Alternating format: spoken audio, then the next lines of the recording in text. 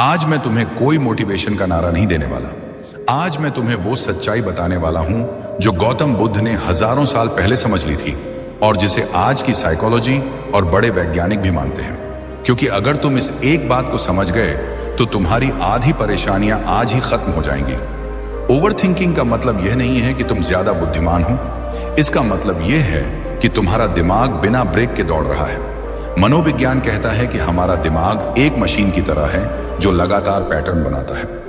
जब कोई दर्द वाली घटना होती है, कोई डर पैदा होता है, कोई अधूरी बात रह जाती है, तो दिमाग उसे बार बार दोहराता है ताकि वह सुरक्षा महसूस कर सके। लेकिन यहीं से माइंड लूप बनता है।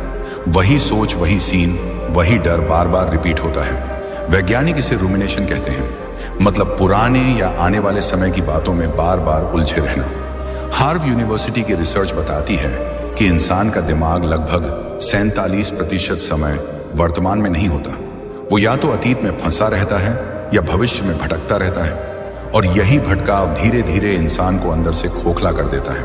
सोचो, पुराने झगड़े याद आते हैं। वह एक बात जो किसी ने सालों पहले कही थी आज भी चुभती है। भविष्य की चिंता सताती है। नौकरी मिलेगी या नहीं, पैसा होगा या नहीं, रिश्ते टिकेंगे या नहीं। किसी का मैसेज सीन पर छोड़ दिया जाए तो दिल में तूफान आ जाता है। करियर का प्रेशर, समाज की उम्मीदें, परिवार की अपेक्षाएं, और इन सब के बीच तुम अकेले बैठकर अपने ही दिमाग से लड़ रहे होते हो। बाहर से लोग तुम्हें हंसता हुआ देखते हैं, लेकिन अंदर डर बैठा होता है। बाहर से तुम मजबूत दिखते हो, लेकिन अंदर टूटे हुए होते हो। यही ओवरथिंकिंग का सबसे खतरनाक असर है। ये तुम्हें चुपचाप मारती है। मनोवैज्ञानिक कहते हैं कि लगातार ओवरथिंकिंग करने से कॉर्टिसोल नाम का स्ट्रेस हार्मोन बढ़ जाता है। यही हार्मोन एंजाइटी, डिप्रेशन, नींद की कमी, गुस्सा और थकावट पैदा करता है। अल्बर्ट आइंस्टीन ने कहा था, we can not solve our problems with the same thinking that created them. यानी जिस सोच ने समस्या पैदा की है, उसी सोच से समाधान नहीं मिलेगा। लेकिन हम उल्टा करते हैं। हम और सोचते हैं और सोचते हैं और खुद को और गहरे गड्ढे में धकेलते जाते हैं। अब यहां आता है गौतम बुद्ध का ज्ञान, जो सीधा दिल पर चोट करता है। बुद्ध ने कहा था, दुख का कारण परिस्थितियां नहीं है, दुख का कारण तुम्हारी पकड़ है। तुम किसी बात को पकड़ लेते हो, किसी इंसान को पकड़ लेते हो, किसी डर को पकड़ लेते हो, किसी उम्मीद को पकड़ लेते हो, और वही पकड़ तुम्हें जकड़ लेती है।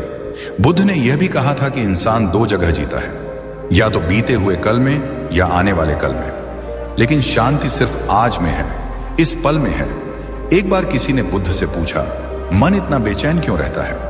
बुद्ध मुस्कुराए और बोले, क्योंकि तुम उसे वहां भेजते हो जहां तुम खुद नहीं हो। सोचो इस बात को।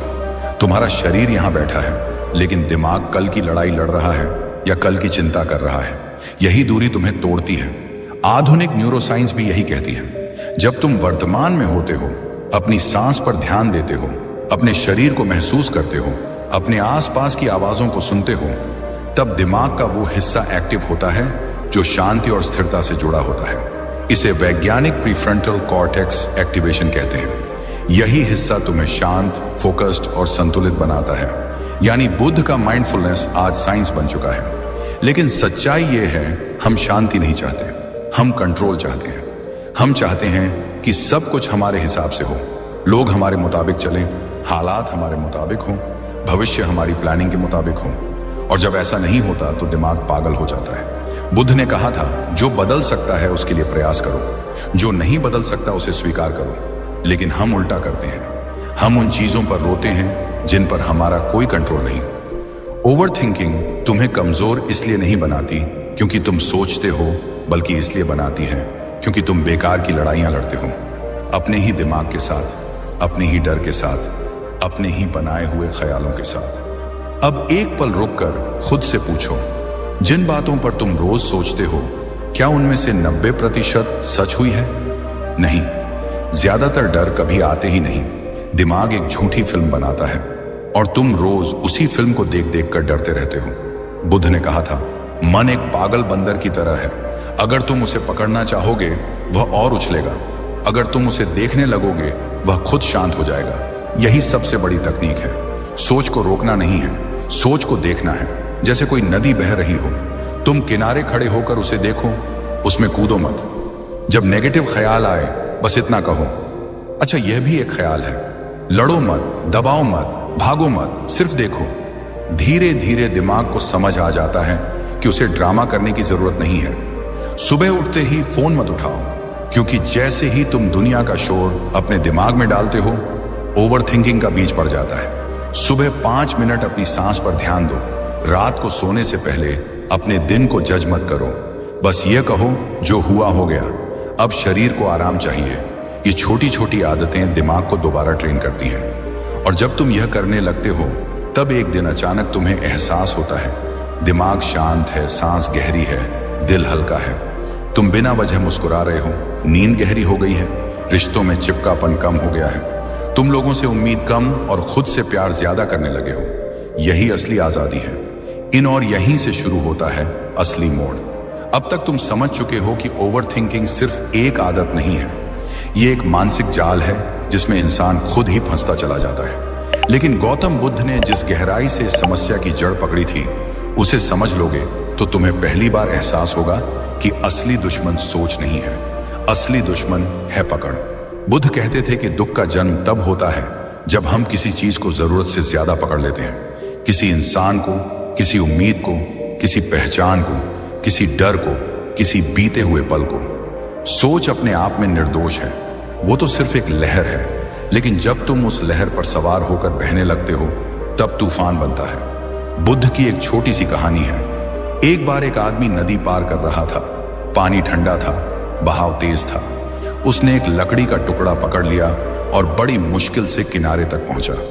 किनारे पहुंचने के बाद भी उसने उस लकड़ी को नहीं छोड़ा। वो उसे सिर पर उठाकर आगे चलने लगा। लोग हंसने लगे। बुद्ध ने कहा, यही तुम्हारी हालत है।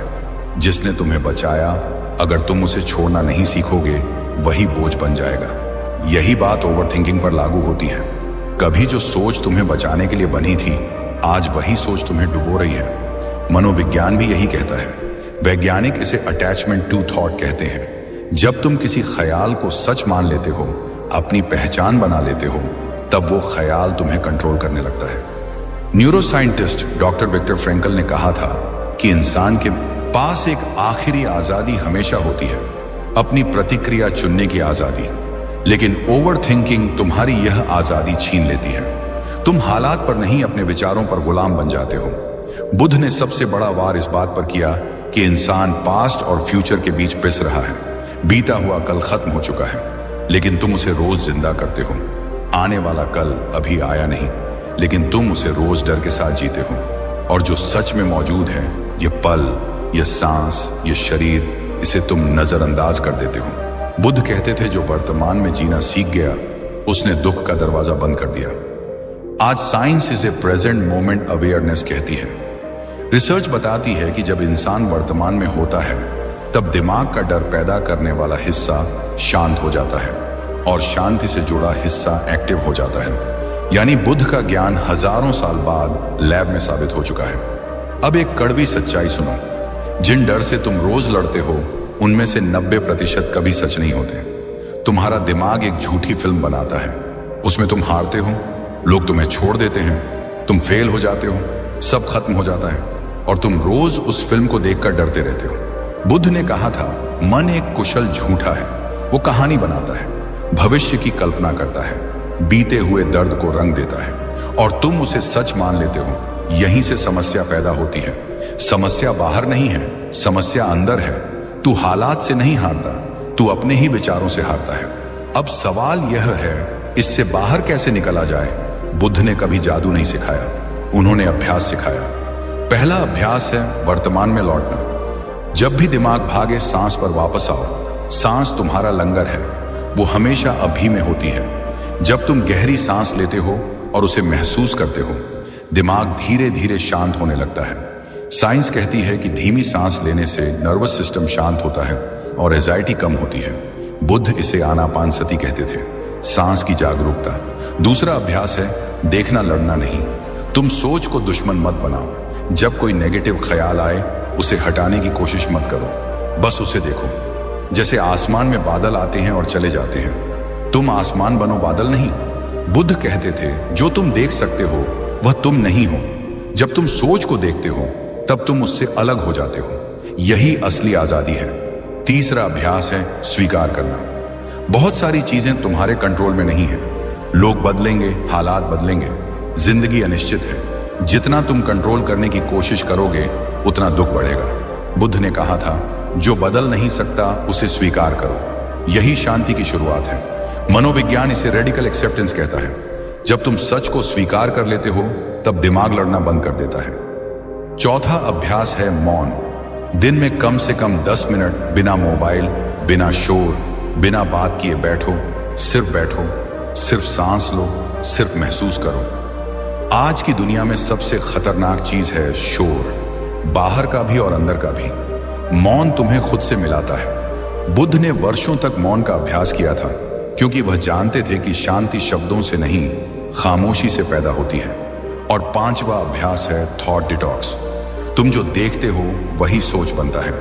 अगर दिन भर नेगेटिव खबरें, सोशल मीडिया ड्रामा, तुलना, गुस्सा, फेक लाइफ देखोगे तो दिमाग जहरीला ही बनेगा। बुद्ध ने कहा था, जैसा भोजन शरीर को बनाता है वैसा ही मानसिक भोजन मन को बनाता है। आज इसका मतलब है स्क्रीन का इस्तेमाल समझदारी से करो। जो चीज तुम्हें बेचैन करती है उसे दूरी बनाओ। धीरे धीरे जब तुम यह अभ्यास करते हो तो एक दिन तुम नोटिस करते हो कि दिमाग की आवाज धीमी हो गई है। तुम बिना वजह परेशान नहीं होते। तुम हर बात पर रिएक्ट नहीं करते। तुम ज्यादा सुनते हो, कम बोलते हो, ज्यादा महसूस करते हो, कम डरते हो। यही वह अवस्था है जिसे बुद्ध ने उपेक्षा कहा, संतुलन। और अब अंत में एक बात दिल में बैठा लो, तुम खराब नहीं हो, तुम्हारा दिमाग खराब नहीं है, तुम बस जागरूक नहीं हो। जैसे अंधेरे कमरे में रस्सी को सांप समझ लिया जाए, डर सांप से नहीं गलत देखने से पैदा होता है। जैसे ही रोशनी आती है डर खत्म हो जाता है। जागरूकता वही रोशनी है। आज से एक छोटा सा वादा करो अपने आप से, जब भी दिमाग भागेगा तुम उसे इस पल में वापस लाओगे, सांस से, मौन से, जागरूकता से। यही बुद्ध का रास्ता है, यही विज्ञान का सच है, और यही तुम्हारी ओवर थिंकिंग से आजादी का दरवाजा है। और जब तुम इस रास्ते पर चलना शुरू करते हो तब असली बदलाव किताबों में नहीं, तुम्हारी रोज की आदतों में दिखाई देने लगता है। क्योंकि बुद्ध ने कभी यह नहीं कहा कि ज्ञान सुन लेने से जीवन बदल जाएगा। उन्होंने कहा था, अभ्यास करो रोज लगातार बिना रुके। इसीलिए अब बात करते हैं उस सुबह की और उस रात की जो तुम्हारे पूरे दिन की दिशा तय करती है। सुबह जब तुम्हारी आंख खुलती है उसी पल दिमाग एक खाली कागज की तरह होता है, लेकिन ज्यादातर लोग उस खाली कागज पर सबसे पहले दुनिया का कचरा लिख देते हैं। उठते ही मोबाइल नोटिफिकेशन, मैसेज, खबरें, तुलना, डर, और फिर कहते हैं कि पूरा दिन भारी क्यों लग रहा है। बुद्ध कहते थे, जैसे तुम दिन की शुरुआत करते हो वैसी ही तुम्हारी चेतना बनती है। मनोविज्ञान भी यही कहता है। न्यूरोसाइंस बताती है कि जागने के पहले 20 मिनट में दिमाग सबसे ज्यादा प्रभावशील होता है। इस समय जो भी सोच तुम डालते हो वही पैटर्न पूरे दिन चलता है। इसलिए सुबह उठते ही सबसे पहले अपने शरीर को महसूस करो। आंख खुलते ही एक गहरी सांस लो, फिर एक और, फिर एक और। खुद से कुछ मत मांगो, बस इतना महसूस करो कि तुम जिंदा हो। बुद्ध इसे सचेत जागरण कहते थे। इसके बाद उठते ही फोन मत उठाओ। ये छोटी सी आदत तुम्हारे दिमाग को गुलाम बनने से बचाती है। अगर हो सके तो 5 मिनट आंख बंद करके बैठो, सांस को आते जाते देखो। जब ख्याल आए उन्हें जाने दो। यही अभ्यास धीरे धीरे तुम्हारे दिमाग को ट्रेन करता है कि हर ख्याल पर कूदना जरूरी नहीं है। अब बात करते हैं रात की, क्योंकि ओवर थिंकिंग सबसे ज्यादा रात को ही हमला करती है। जैसे ही लाइट बंद होती है दिमाग अपना थिएटर खोल देता है। पुरानी बातें, अधूरी बातें, डर, पछतावा। बुद्ध कहते थे, सोने से पहले मन को हल्का करो, नहीं तो नींद शरीर की होगी, आत्मा की नहीं। मनोविज्ञान कहता है कि सोने से पहले की सोच नींद की क्वालिटी और अगले दिन के मूड को तय करती है। सोने से पहले खुद से लड़ना बंद करो। दिन भर में जो हुआ उसे बदल नहीं सकते। बस एक छोटा सा अभ्यास करो। बिस्तर पर लेटकर 3 चीजें याद करो जिनके लिए तुम आभारी हो। बहुत बड़ी नहीं, छोटी भी चलेगी। एक अच्छी सांस, किसी का मुस्कुरा देना, आज का खाना। यह अभ्यास दिमाग को कमी से निकालकर संतोष में लाता है। इसके बाद 2 मिनट आंख बंद करके सांस को महसूस करो। अगर ख्याल आए उन्हें जाने दो। बुद्ध कहते थे, रात को सोते समय जो छोड़ देता है वही सुबह हल्का उठता है। और एक बात बहुत जरूरी है, सोने से पहले फोन स्क्रीन से दूरी बनाओ। नीली रोशनी दिमाग को जागने का सिग्नल देती है। वैज्ञानिक इसे मेलाटोनिन सप्रेशन कहते हैं। यही वजह है कि फोन देखने के बाद नींद नहीं आती। बुध के समय फोन नहीं थे, लेकिन उन्होंने यह जरूर कहा था कि सोने से पहले इंद्रियों को शांत करो। आज के जमाने में इसका मतलब है स्क्रीन कम, शांति ज्यादा। अब बात करते हैं उस तकनीक की जो ओवर थिंकिंग की जड़ पर वार करती है। इसे मैं कहूंगा सोच बदलने की कला। बुद्ध कहते थे तुम्हारा मन ही तुम्हारा संसार बनाता है। मनोविज्ञान इसे कॉग्निटिव रिफ्रेमिंग कहता है, मतलब एक ही घटना को देखने का नजरिया बदल देना। जब भी तुम्हारे दिमाग में यह सवाल आए मेरे साथ ही क्यों, तो उसी पल खुद से दूसरा सवाल पूछो, ये मुझे क्या सिखा रहा है। यह छोटा सा बदलाव तुम्हें पीड़ित से विद्यार्थी बना देता है। जब तुम कहते हो मेरे साथ बुरा हुआ, तुम कमजोर बनते हो। जब तुम कहते हो मुझे कुछ सीखने मिला, तुम मजबूत बनते हो। महान वैज्ञानिक कार्ल यंग ने कहा था, जब तक तुम अपने अचेतन को सचेत नहीं बनाओगे, वो तुम्हारी जिंदगी को चलाएगा और तुम उसे किस्मत कहोगे। बुद्ध भी यही कहते थे कि जागरूकता ही मुक्ति है।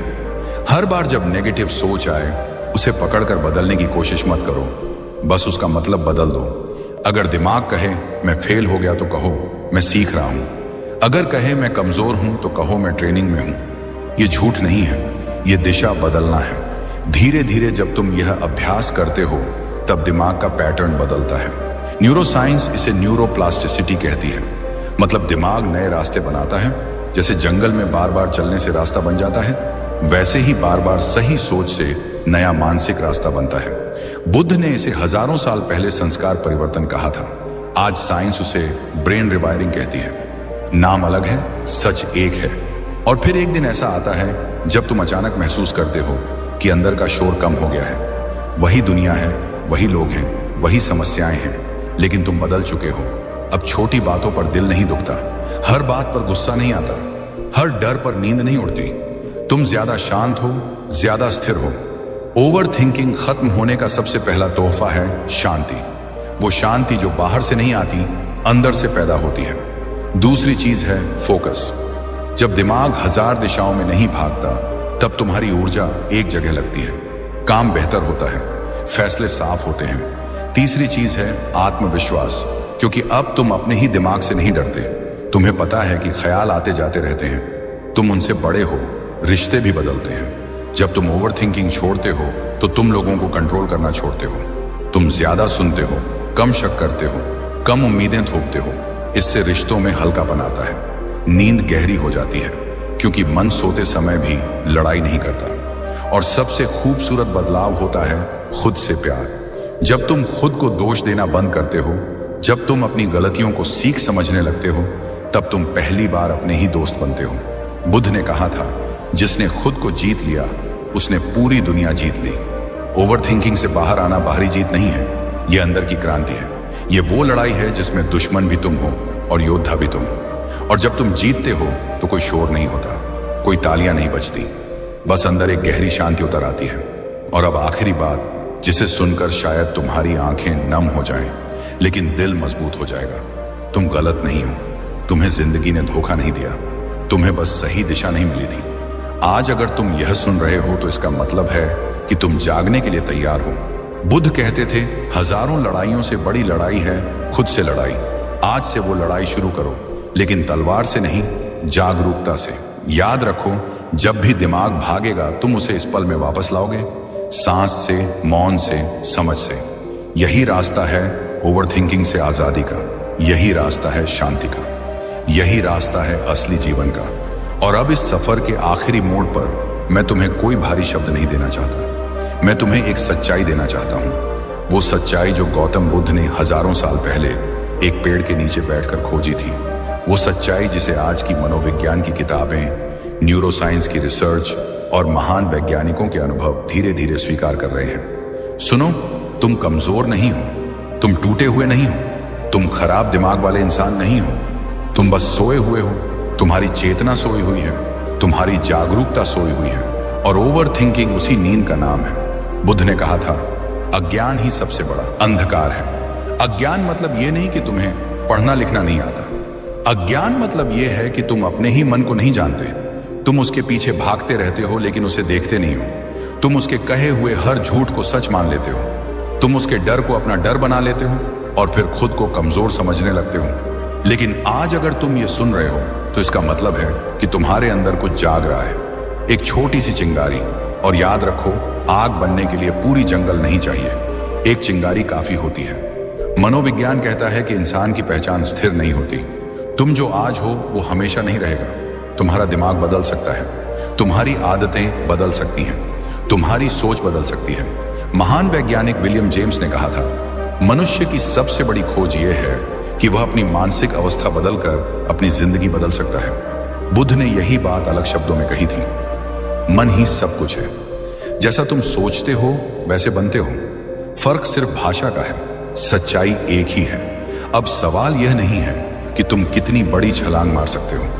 असली सवाल यह है कि क्या तुम आज एक छोटा कदम उठा सकते हो, क्योंकि परिवर्तन शोर से नहीं आता, रोज की छोटी छोटी आदतों से आता है। आज अगर तुम सिर्फ एक गहरी सांस लेकर अपने दिमाग को शांत करना सीख लो तो यह छोटा कदम कल तुम्हारी पूरी जिंदगी की दिशा बदल सकता है।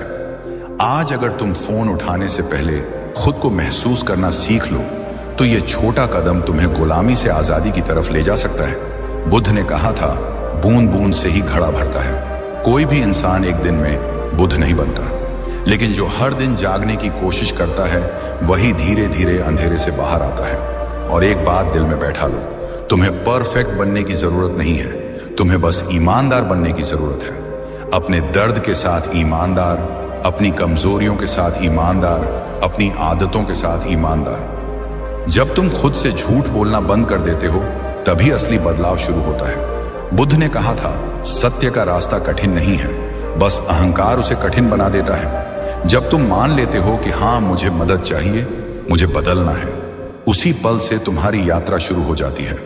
आज इस वीडियो के खत्म होने के बाद भी तुम्हारा दिमाग कोशिश करेगा कि सब कुछ भूल जाए। वो कहेगा कल से करेंगे, अभी समय नहीं है। ये सब किताबों की बातें हैं, लेकिन यह वही पुराना दिमाग है जो तुम्हें वहीं रखना चाहता है जहां तुम हमेशा से रहे हो।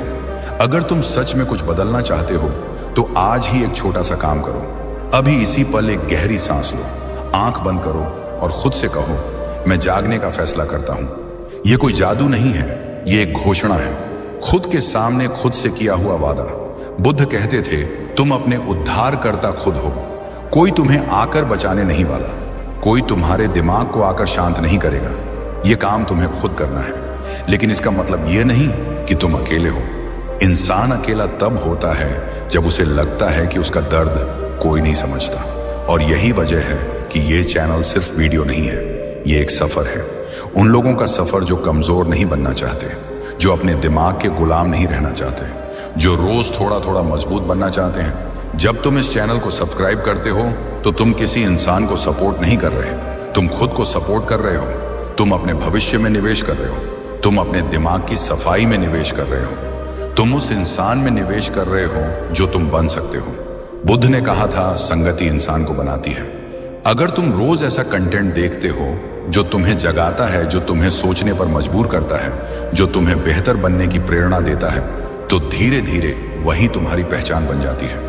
और अब इस आखिरी पल में मैं तुम्हें एक बात याद दिलाना चाहता हूं, तुम कमजोर नहीं हो, तुम हारने के लिए पैदा नहीं हुए हो, तुम डर में जीने के लिए नहीं बने हो।